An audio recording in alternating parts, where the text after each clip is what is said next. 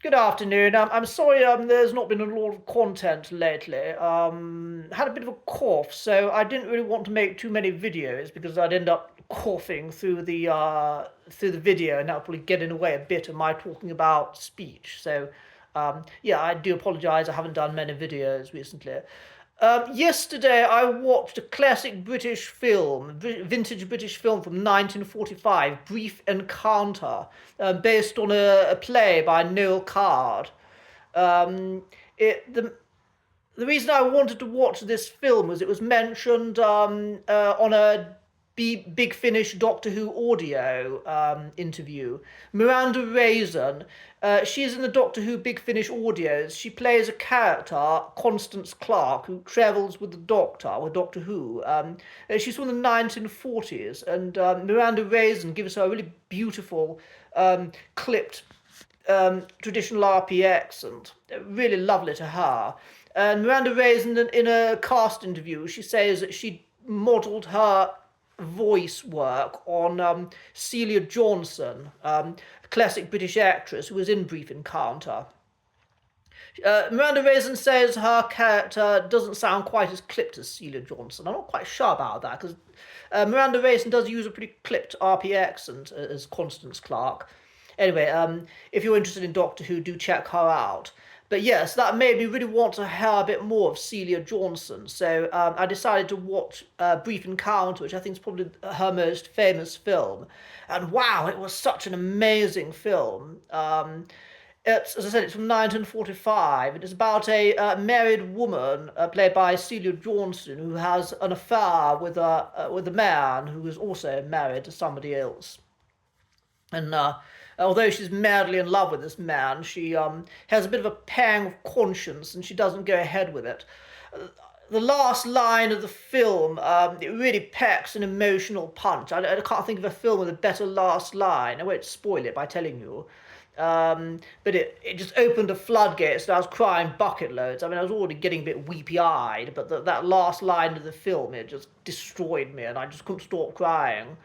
Yeah, it's also a very British film. It's about sort of people not being able to express their emotions, people being dreadfully polite, but not really saying what they think. So, as a British person, I could very much relate to the film. Um, Maybe perhaps today we're a bit more able to express our emotions than perhaps we were in the 1940s. But I still think there's something in the British character about keeping a stiff upper lip and not letting things go emotionally. So yeah, Celia Johnson. So in that film, you can just hear how beautiful her accent is. There's a real musicality to it. I found myself just ignoring the film and just listening to how she sounded. It's a very clipped accent, as Miranda Raisin said, and what you might call a cut glass accent. Very refined, very precise. All her vowels pronounced correctly. And she wasn't, of course, the only RP speaker in the film. A lot of the male characters, the woman that this Celia Johnson's character has an affair with, her husband, they all use RP accents. There's a few Cockney accents too. Um, an interesting one to listen to in the film as well is there's a lady, a cafe owner. She runs a cafe at the railway station, and this one, most part of the time, she speaks in a Cockney accent. But at other times, she sounds really posh, depending on what sort of mood she is. I think the angrier her mood, the posher she sort of sounds.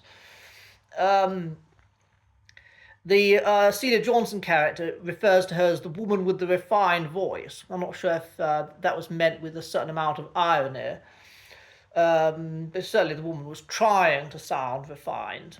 There's a word that's used for that. You don't hear it very often, but Queen's Cockney.